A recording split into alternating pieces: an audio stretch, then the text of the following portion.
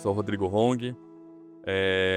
Primeiro é um prazer estar aqui com vocês, representando, né, Álvares e Marçal e falando sobre com a B2L.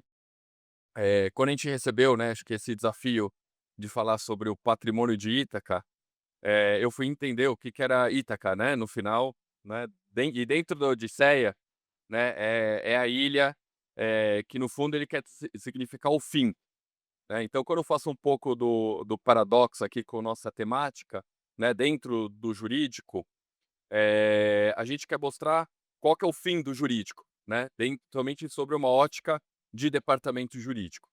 Então, quando a gente olha aqui um pouco do cenário, né, macro brasileiro, a gente vê uma enxurrada, né, de processos. Esses processos, eles obviamente, além de um custo, do sistema judiciário, né, um dos maiores do mundo, segundo aqui a pesquisa, a gente é o segundo maior, a gente também tem um impacto gigantesco dentro das empresas, né, porque no final das contas, isso acaba refletindo no mercado como um todo, né.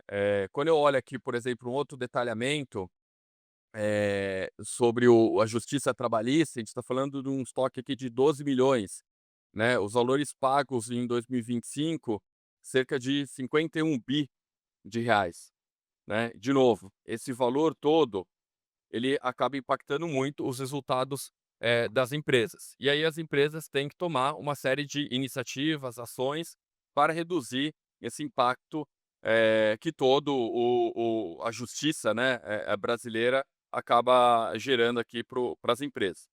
E como é que a gente normalmente faz isso, né? Acho que isso é importante. Quando a gente está falando do mundo jurídico, a gente precisa entender o trabalho que a gente faz, ele tem que sempre estar sobre uma ótica financeira também, né? Porque ganhar processo é importante, né? Reduzir o ticket médio, mas a gente está fazendo, como sempre, olhando alguns pilares, alguns prismas importantes. Então a gente fala aqui sobre o caixa, né, e a gente pode impactar positivamente como negativamente, então tudo que a gente está pagando, a gente, está impactando o caixa, né, negativamente, quando a gente está, recebendo, recuperando valores, a gente está tendo um impacto positivo, né, a gente também impacta no resultado, né, que aí são o aumento de provisão, o aumento de reversão, tudo isso vai impactar o resultado da empresa, então todas as ações, a gente entender os modelos de provisionamento e como é que isso, impacta o resultado da empresa.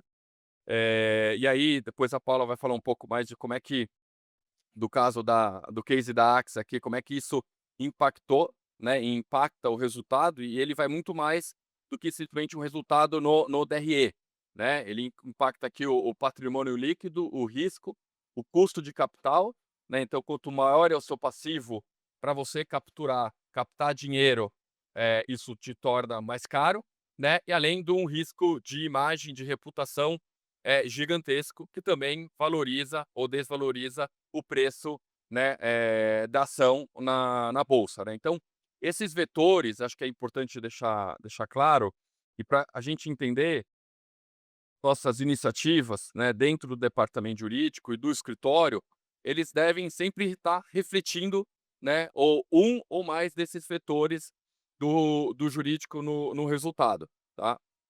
E aqui é o que devemos fazer, né. Então eu coloco aqui de uma maneira bem simplória, eu não vou entrar em todos os modelos, mas para a gente transformar, né, o jurídico em motor de resultados, que a gente vê muito isso, né, a gente tem que estar olhando como é que a gente aumenta a improcedência, né, então tem que melhorar a qualidade da defesa, tem que melhorar a nossa tese, tem que fazer um bom relacionamento com o judiciário, capacitação técnica, né, dos escritórios. Você naquilo que você entende que você vai ter a derrota, né, você tem que reduzir o teu ticket médio de pagamento, né, então tem que definir políticas claras de acordo, uso de analytics para gerar o resultado, e também você precisa trabalhar na mitigação de risco, né. Então como é que você trabalha na mitigação de risco, né, uma excelência na execução, da esteira operacional, né, você trabalha também na eliminação de causa raiz, da retenção das reclamações, então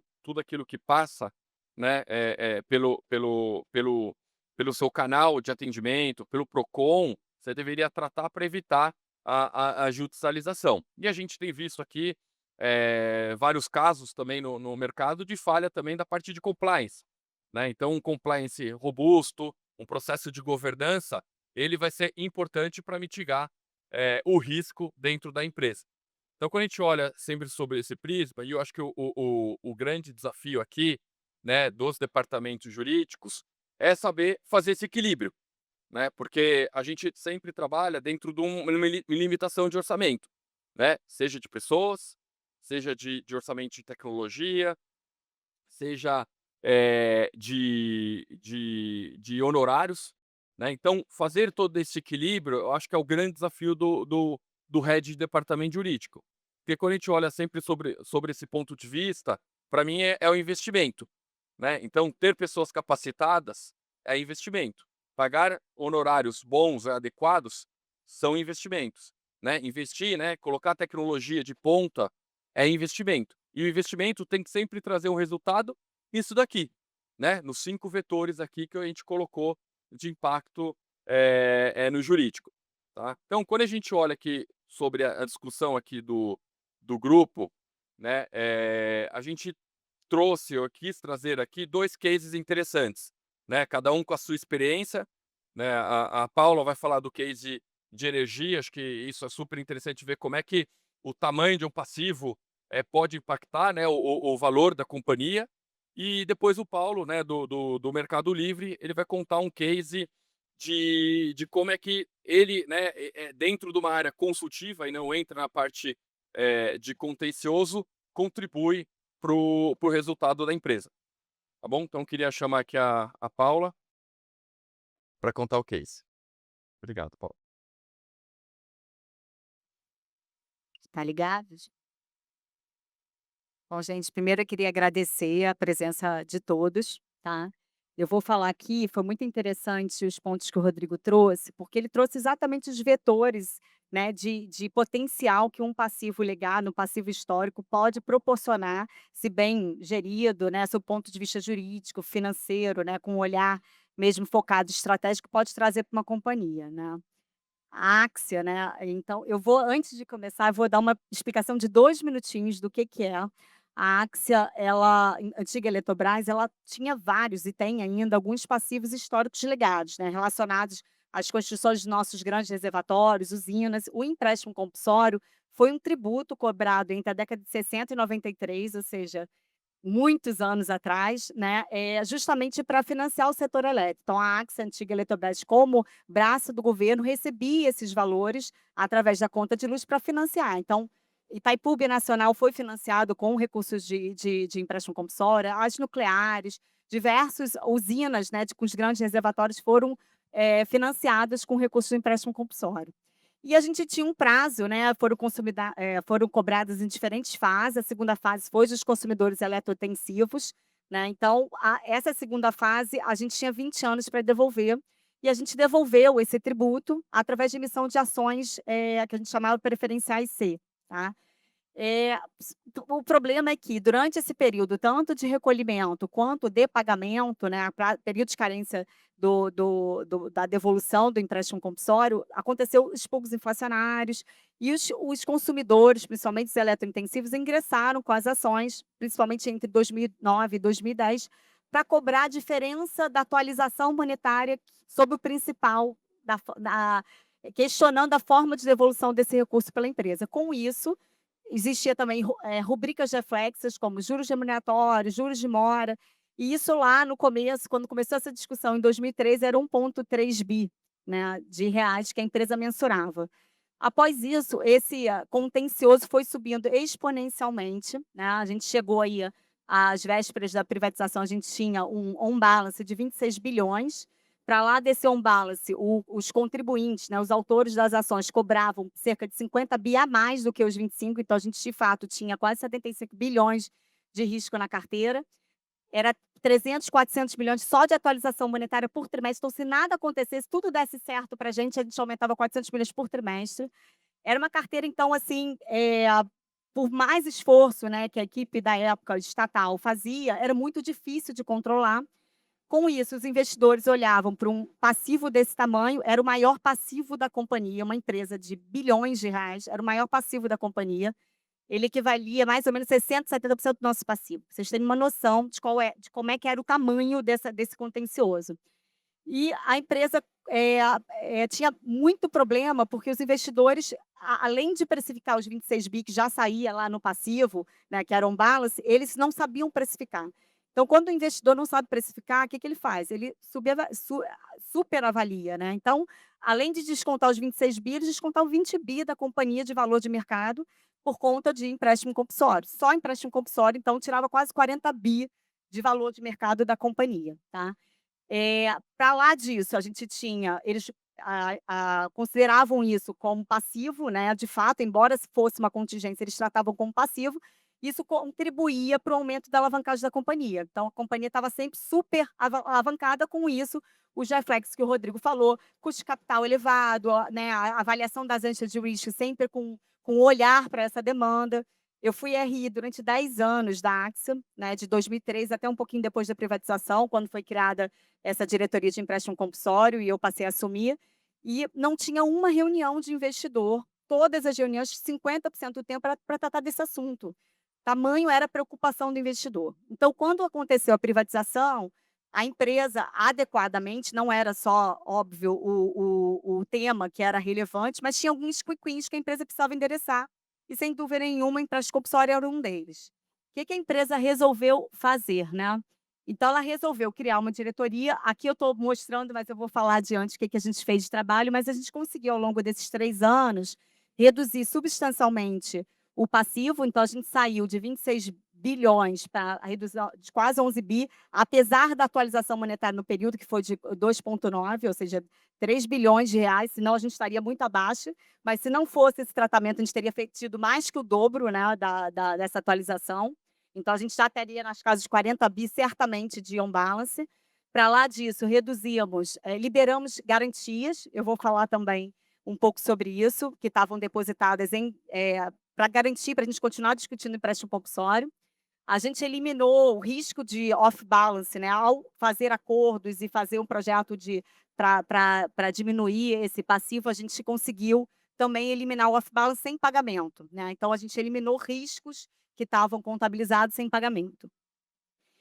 Uma coisa muito importante, quando a gente começou esse projeto, o ticket médio de cada processo, a gente mais de 50% da nossa carteira, os processos eram bilionários, né, alcançavam o maior processo nosso era muito, muito alto.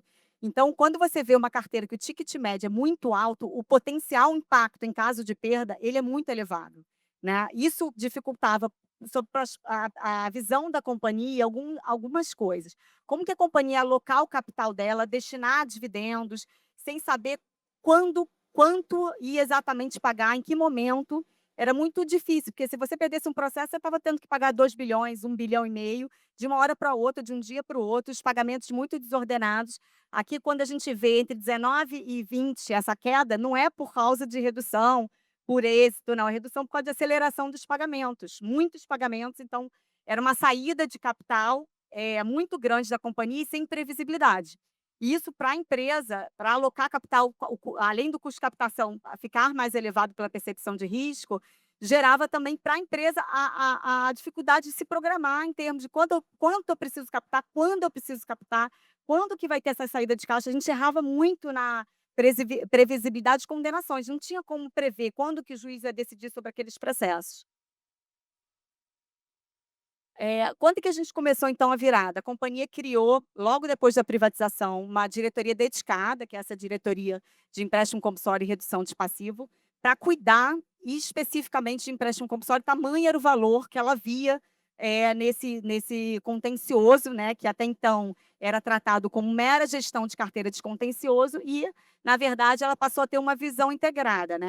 A minha diretoria hoje tem financeiro, tem, especialistas em celebração de acordo, tem contencioso com a visão estratégica. A gente pôde contratar escritórios parceiros, né, com muito mais, especializado e para acompanhar teses, né. A gente passou a mudar um pouco a visão junto ao judiciário, né, porque a gente tinha aquela o que o judiciário via da empresa, até por ser uma empresa estatal, que a gente recorria a qualquer custo, muito protelatórios, recursos protelatórios, e a gente começou a demonstrar que não, a gente queria o que era devido, o que estava em controvérsia, a gente queria pagar, e a gente começou um projeto muito grande de acordo, né, a gente fez centenas de acordos ao longo desses anos, tudo estratégico, então a gente teve que fazer uma organização na base de dados, no sentido de entender como é que era o desenho da nossa carteira, qual era o risco, onde estava concentrado o risco, né, o que que a gente ia fazer primeiro, como a gente ia fazer, né. A gente começou a fazer realmente uma verdadeira liability management, olhar financeiro sobre como eu tratar esse passivo que era visto por todo o mercado financeiro, não pela empresa até aquele momento, né. Então a gente, de fato, começamos então aconteceu a virada quando a gente começou a endereçar isso, a gente reduziu substancialmente não só o estoque, né, em mais de 60%, como a gente conseguiu, liberar garantias que eu falei na frente que estavam depositadas, propiciar para a empresa fazer diversos M&As, porque junto com recursos que estavam financeiros, né, que estavam depositados, que rendia TR nas contas judiciais, a gente tinha ações de coligadas que a gente tinha participação depositadas. E com isso, travava, a empresa às vezes não tinha nada a ver com o core business mais da nova Axia, né, da nova empresa, e a gente não conseguia liberar para fazer M&As, operações, descruzar participações, focar em operações mais estratégicas para a companhia, então a gente conseguiu liberar 2,5 bilhões de reais de garantia, né, nesse decréscimo, né, nesse tratamento do estoque. Mudamos o risco da carteira, então o ticket médio hoje, mais de 50% da minha carteira hoje, ao contrário do que era antigamente, né, é de processo abaixo de R$ 500.000. Então a gente hoje, se eu perder um processo, é ruim, vou achar péssimo, né, minha equipe sabe disso, mas o impacto financeiro para a companhia é bem menor, né, é possível recuperar com outras ações. Pra lá disso, a gente criou uma previsibilidade para a empresa, né. A empresa hoje consegue, com o endereçamento dos acordos, né, a gente desacelerou os pagamentos por condenação, porque a gente acelerou muito os pagamentos por acordo, a gente começou a celebrar acordos abaixo do valor da provisão, que eram valores incontroversos, ou seja, trazendo, não só destravando o valor, como trazendo lucro para a companhia, que era uma coisa inimaginável quando a gente começou esse trabalho, né. A gente trouxe resultados muito importantes para a companhia ao longo desse trabalho, desse projeto. E por fim, a gente fez questão de fazer uma comunicação muito clara com o mercado, para eles entenderem qual era o projeto, como era, e o que que a gente estava fazendo, né. Todo o release de resultados saía, como estava o empréstimo compulsório, para onde a gente estava indo, o que que a gente tinha feito, para o mercado, diminuir o prêmio de risco que ele estava vendo sobre aquele passivo, né. Eu brinco hoje com a diretora de RI, que ela nem precisou aprender um pouco de compulsório, porque hoje realmente não é um assunto mais que é a quick quiz de preocupações dos investidores, de como é que está indo. Óbvio que a gente tem muito trabalho para fazer, a gente tem ainda 11 bilhões aí em provisão, mas hoje a gente consegue demonstrar que há uma entrega consistente, há uma redução consistente, a gente está endereçando, isso diminui um pouco a preocupação que o mercado dos analistas tinha de como precificar esse passivo. Então, quando eles olham, que a gente fala que o risco é 11 bilhões, eles entendem o risco é 11 bilhões. Eles não têm mais aquela preocupação de superestimar esse passivo por causa de risco futuro, tá? Então, assim, só para finalizar, não está indo, mas foi. Só para finalizar, que aí para resultar nisso tudo, a empresa, ela divulgou isso aqui, esses slides estão em divulgação de resultado da companhia, então é bem público, mas só para mostrar o quanto tudo isso representou e contribuiu, óbvio que não foi só compulsório, a gente teve várias entregas ao longo desses 3 anos, né, na companhia, mas a empresa divulgou no balanço dela, né, ao longo do final do quarto trimestre de 24, né, e ao longo dos primeiros trimestres de 25, a mudança dela na alocação de capital, a política de pagamento de dividendos, né, que agora ela tinha muito mais previsibilidade, e um dos pontos principais, ela destacou, era melhor na gestão de empréstimo compulsório, a maior previsibilidade, a melhor alocação. Hoje, empréstimo compulsório, quanto mais a gente reduz, ela entra na base de cálculo e estimativa que a companhia tem para a alocação do capital dela, para o retorno dos acionistas através de dividendos. Então, aqui a gente vê, né, a gente em 4 trimestres de 24, a gente deliberou 4 bilhões de dividendos, logo em seguida, vocês podem, se vocês forem ver o resultado do empréstimo compulsório, ele vai caminhando em conjunto, né. Quanto mais a gente vai reduzindo, né, e liberando valor e levando uma previsibilidade para a companhia, a gente vai conseguindo também, por outro lado, trazer, mais retorno e pagamento de dividendos para a companhia. No segundo trimestre, a gente, deliberou dividendos intercalares, foi a primeira vez da história da Axa que a gente realmente pagou dividendos intercalares de 4 bi, depois logo no terceiro trimestre, mais 4.300 né. Óbvio que tem outras entregas, né, e tem muitos colegas já que fizeram um trabalho impecável, mas eu acho que esse é um case que a gente mostra concretamente como você pode trazer valor, né, empréstimo compulsório era um patinho feio da companhia, não trazia valor, era uma preocupação e a gente realmente conseguiu inverter essa curva e agregar bastante com a valorização da companhia, né. Então, pós-privatização, não estou considerando nem antes da privatização, que a companhia estava muito abaixo do valor de mercado, mas pós-privatização a gente valia 100 bilhões, a gente já passou de 150 bilhões de reais de valor de mercado, né. Então, assim, em pouco tempo, né, com muitas entregas, mas empréstimo compulsório sem dúvida foi uma delas, tá bom? É isso, obrigada.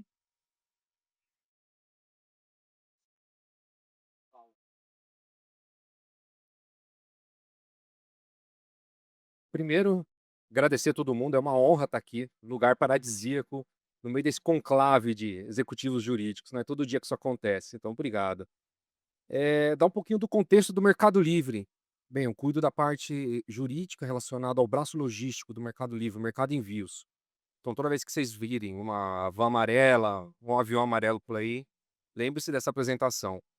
Pra vocês terem noção um pouco do tamanho do Mercado Livre hoje, com relação à parte logística, a gente está falando de mais de 200 centros de distribuição, mais de 200 transportadoras, 9 aviões dedicados, mais de 40.000 entregadores. É muita coisa, muita gente e, por óbvio, muito contrato atrás disso para poder guardar. E dentro do Mercado Livre a gente tem uma grande máxima, né? Manter tudo simples. Simples com o que você já tem. Você busca a excelência não com grandes investimentos ou com grandes tecnologias, a gente usa tecnologia, mas tentar aproveitar o que a gente já tem aqui. Então, tentar conectar várias ferramentas. E dentro de todo esse cenário, desse contexto que vocês podem imaginar, desse universo de entregadores, tudo, a gente tem um problema. Quando eu mudo uma tabela de preço, eu tenho 200 ajustamentos para fazer. Quando eu tenho que mudar uma razão social, alguma coisa de um contrato de locação, mais cento e poucos contratos, mais cento e poucos aditamentos. E por óbvio, isso são só os grandes números. Eu ainda tenho fornecedores de papelão, de envelopes, de tudo que você possa imaginar, máquinas de café e etc. Então, o universo desses contratos é absurdo. A gente precisa sair com precisou tomar algum tipo de iniciativa relacionada a isso. A primeira foi dar poder para quem faz as compras. Então, quando você fala de empoderar essas pessoas, você fala de autonomia e responsabilidade. Não existe você empoderar sem autonomia, responsabilidade e consequência. Então, passamos por uma revisão de política de contratos, e pensar a melhor forma de fazer. E aí como que eu posso ganhar velocidade dentro disso, sem ter que soterrar com uma equipe bem enxuta de advogados. Hoje eu tenho 6 advogados para manejar tudo isso. Na época não existia cloud, não existia GPT, não existia Gemini, não existia nada. A gente fazia o método tradicional, na frente de um computador ou terceirizando. Foi aí que surgiu a ideia de criar um Legal Assistant. O Legal Assistant não é a solução, mas foi o ponto de contato com quem está na ponta da operação, quem pede, nos demanda, o nosso cliente, para nos buscar diretamente e conectar com essa solução. Então, ele nada mais é do que um chatbot, que todo mundo conhece, só que a gente fez uma abordagem diferente com ele aqui. Muito além de ter ele dentro do nosso sistema de comunicação interno, a gente espalhou em todas as operações etiquetinhas NFC, essas de aproximação, que quando você conectava, aproximava seu celular, ele conectava diretamente com esse chatbot. Isso para quê? Para dar visibilidade da ferramenta. Não adianta você ter uma ferramenta boa se ninguém conecta. E a gente fez o Autodocs. Nada mais é do que um pequeno formulário direcionado para a contratação, que a própria área preenche e ao final já sai um documento pronto e encaminhado para assinatura. Esse documento, por óbvio, é um template revisado do jurídico e etc e tal, Quem preenche são as áreas, então elas são responsáveis pela qualidade, inclusive pela certeza dos dados, e ela pode fazer à vontade sem ter que consultar um advogado. Isso muda o jogo para eles, porque a gente fala que eles podem produzir documentos e encaminhar para assinatura durante uma reunião. Então, durante uma reunião de discussão, eles acessam o celular, preenchem 3, 4 informações, razão social, CNPJ, objeto, por exemplo, de uma NDA. Em poucos minutos já estava já circulando nos e-mails de quem estava participando dessa reunião. Mesma coisa com contratação de algum tipo de pequenos serviços. Então, isso, quando a gente põe para um universo de 3, 4 anos atrás, muda o jogo. Inclusive ganha muita velocidade. Aqui é um print de como é a estrutura do o look and feel do próprio chatbot, para vocês terem uma noção.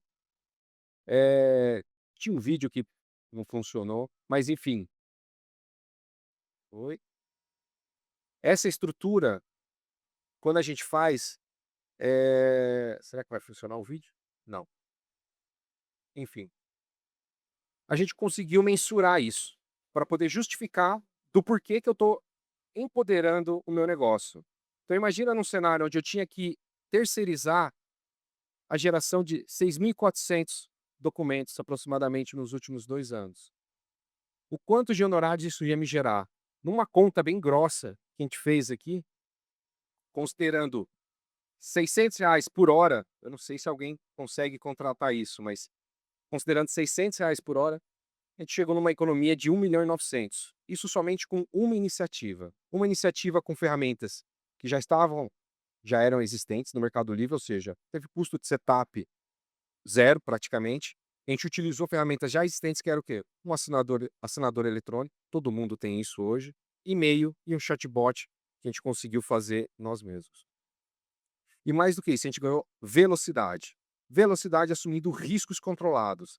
Então a gente viu os riscos, mitigou, analisou. Hoje ainda está vigente essa solução e ela é uma das soluções que nós temos. Para uma área consultiva, que é o que eu atendo, não atendo contencioso, atendo consultivo, você chegar no final de ano e trazer números como esses, você traz a diferença. A gente sabe que existem as grandes batalhas, como por exemplo que a Paula tratou aqui, e existem as pequenas, que são as pequenas vitórias que a gente vai acumulando ao longo do caminho. E essas pequenas vitórias fazem a diferença também, e a gente consegue trazer. E a ideia principal aqui, acho que desse case, é justamente isso. Às vezes você já tem todas as ferramentas, você só precisa saber como conectar ela hoje. O Cloud faz isso hoje, o NHN faz isso hoje. Se você pega o Vibe Coding, que virou moda, já está saindo de moda, mas enfim, é basicamente isso também, você saber conectar pequenas ferramentas que você já tem para evitar gastos. E a ideia é um pouco dessa, tá? Obrigado, bem rápido, mas foi isso. Eu acho que aqui, só para concluir, agradecer a Paulo e o Paulo. E eu acho que não é uma pequena, eu vou te corrigir aqui, se você me permite, Paulo, eu acho que não são pequenas, iniciativas, tá. Porque se você fecha um contrato, né, que você pode demorar 2 meses, em 2 horas você está trazendo uma receita importante para dentro da companhia, né. Então, pode ser em tempo de atividade aqui do advogado, né, em honorários, mas eu acho que o resultado que você traz em acelerar um contrato, né, seja de fornecedor, que você está colocando o serviço mais rápido, você está trazendo uma receita importante, pra companhia. Então, eu acho que são pequenas ações que vão gerar, grandes resultados, né. Então acho que 2 pontos importantes, como é que você mede isso daí, né, que eu vejo que é super, interessante, e como é que você deixa isso também, prático, né. Eu gostei muito do que você mostrou a NFC, que a qualquer momento, em qualquer lugar, você permite ter acesso ao legal assistant, né. Então isso também é a jornada do usuário, né, como é que essa jornada do usuário facilita a implementação de tecnologia. É isso, precisa ser algo agradável, senão não vai dar certo. Obrigado, pessoal. Obrigado.